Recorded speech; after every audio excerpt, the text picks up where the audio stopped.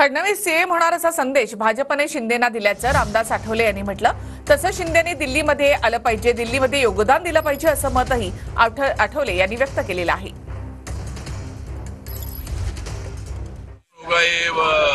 BJP के high command ने तय KIA है कि हमारी सीटें ज्यादा है और इसीलिए देवेंद्र फडणवीस को मुख्यमंत्री बनाना चाहिए।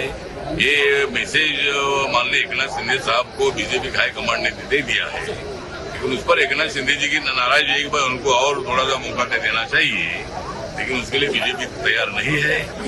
मतलब ऐसा लगता है कि अगर एकनाथ शिंदे साहब सीनियर भी है और वहाँ वो अगर डिप्टी सीएम नहीं रहना चाहते हैं तो उनको दिल्ली में अच्छा मंत्रिपद अगर मिलता है तो इसमें कोई न कोई तो कॉम्प्रोमाइज का फॉर्मूला हो सकता है।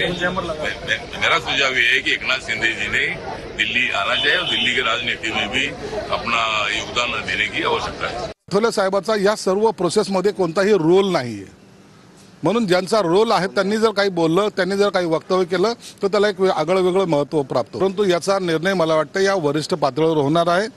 याची कुणालाही आतापर्यंत सूचना किंवा इन्फॉर्मेशन देण्यात आलेली नाहीये।